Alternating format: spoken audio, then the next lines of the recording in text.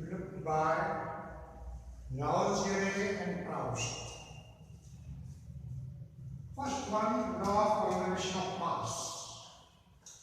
Let us do an activity to prove this law experimentally.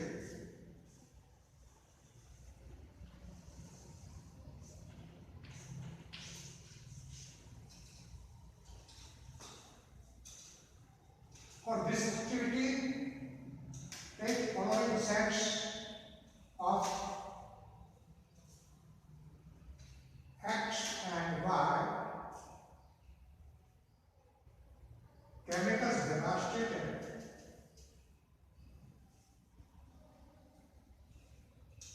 in set X. The chemicals stated mentioned are case 1 copper sulfate solution. Before that, set Y sodium carbonate solution. Copper sulfate solution is greenish blue in color. Copper sulfate is a water soluble substance, gives greenish blue solution. Sodium carbonate, that is nothing but washing soda, gives colorless solution in water. In second case, in set X, take silver nitrate solution. This solution is also colorless. Along with that, in set Y, take sodium chloride solution. In third case, in set X, take barium chloride solution. Barium chloride solution is also a colorless solution. Along with that, take another set Y, sodium sulfate solution. Sodium sulfate solution is also colorless. Now, to test the law of conservation of mass,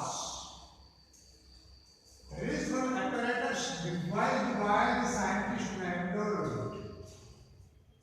Landor devised an apparatus, that is instrument, to prove the law of conservation of mass. What is the law of conservation of mass? That before a chemical reaction, the mass of the constituent substances taking part in chemical reaction remains same after the chemical reaction. When new products are formed, the mass of the reactants, that is the chemicals taking part in chemical reaction, and the mass of the resultant substance products, which are different from initial compounds and properties, are the same. All these masses are same. To prove the law of conservation of mass, Landor's apparatus is nothing but a pair of tubes joined with another tube. This tube, middle tube, joins all these tubes, and there are corks to shut the mouth of the tube. They are simply nothing but simple two test tubes. Now, in one tube, you take copper sulfate solution. Here, this is copper sulfate solution, and in another tube, you take sodium carbonate solution. Here the sodium carbonate solution. Fix both the mouths of these tubes by rubber cords. Then weigh this accurately, either by chemical balance or by electronic machine. Weigh it accurately and mark the weight of this tube and see that these two solutions do not mix. Take a precaution and exact care not to mix these solutions. This is a very important thing, because when they are not mixed, the mass shows the sum total of the mass of the two substances. before the chemical reaction. Now, turn this apparatus upside, sideway, so that the chemical solution present in this tube goes through this tube and gets mixed with the chemical present in this solution present in this. So, copper sulfate solution and sodium carbonate solution, both of them are mixed. This copper sulfate solution is greenish blue and transparent. This sodium carbonate solution is also green, colorless, transparent. But as they are mixed, the chemical reaction takes place and the resultant mass becomes pale blue and opaque. This doesn't remain transparent. This shows that the chemical reaction has taken place and a new substance is produced at the end of the chemical reaction. This is Leonard's apparatus. Now, weigh this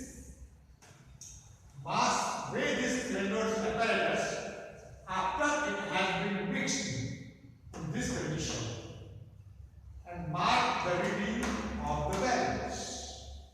You will see that the reading before the chemical reaction has taken place and after the chemical reaction has taken place is one and the same.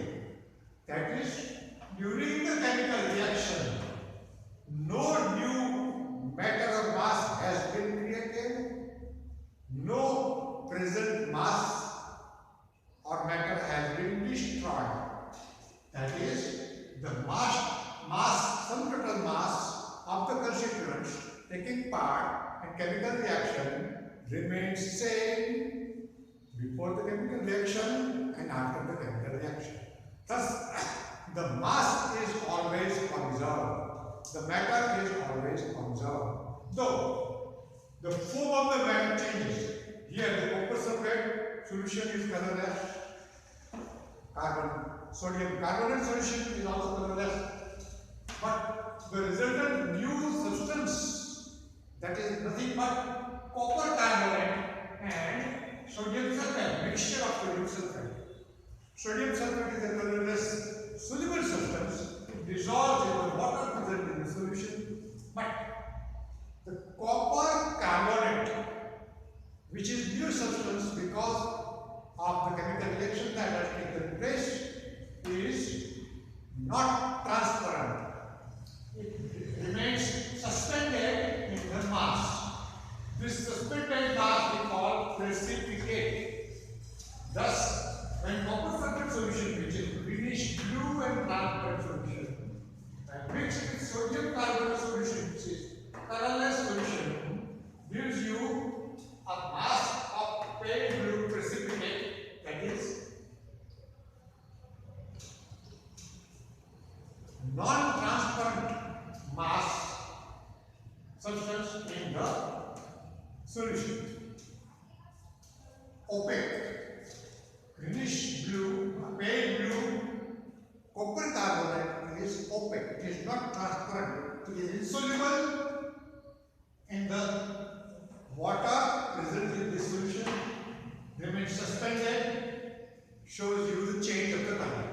From greenish blue, it turns pale blue. Second case we take, silver nitrate solution. Now, silver nitrate solution is colorless solution. Wash away all these things from the Reynolds apparatus. Freshly add silver nitrate in one tube, say tube A, and this tube B, and silver nitrate solution in one tube, and sodium chloride solution in another tube. Sodium chloride is nothing but common salt that we use in our daily food. Both these solutions are colorless and transparent. Weigh the Reynolds apparatus before mixing them. Carefully weigh that they do not get mixed. Means to establish that to ascertain that the chemical reaction has not taken place and mark the reading of the weighing machine, either electronic or chemical balance. Then similarly, you invert the tube such that the solution in one tube gets mixed with the solution of the other tube. As you mix both the solutions immediately, the mixture shows you white precipitate of silver chloride. Silver chloride that is formed in the mixture is insoluble in water. So, it being white initially in the solution, white insoluble mass, it shows you immediately both these colorless solutions become white insoluble opaque substance in the mixture. This shows that the chemical reaction has taken place. Weigh the mass of the mixture or the new compound that is formed during after the chemical reaction, and you will find that both these readings are same.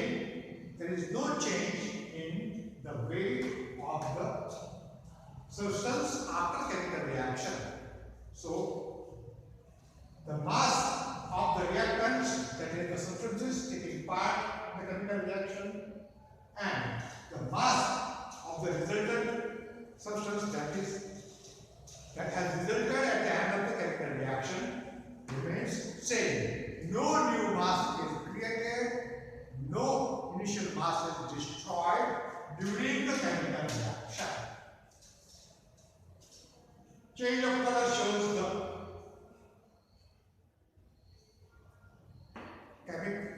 the fact that the chemical reaction has taken place, and no change in the rating shows that no mass is created. Similarly, in third case, take barium chloride solution. In one tube, barium chloride solution. In another tube, you take sodium sulfate solution. Now, barium chloride solution is colorless liquid, colorless solution. Also, sodium sulfate solution is a colorless solution. Both of these colorless solutions, you weigh first in the weighing machine or in the chemical balance, and then mix, like as in previous case, mix them. They will also give you white precipitates of barium sulfate.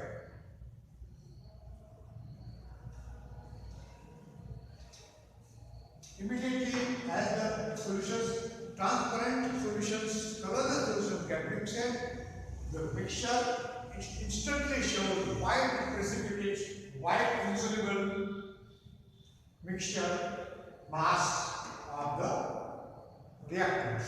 This shows that the chemical reaction has taken place, but there is no change in the mass. This establishes the fact that during any chemical process, no new mass is created, no mass is destroyed of the reactants. So, dear students, this is a very simple way to establish the fact that the mass during any chemical reaction is always conservation of mass. This is very important principle, important law of nature. Another law is law of constant or definite proportion. This law we will discuss in the next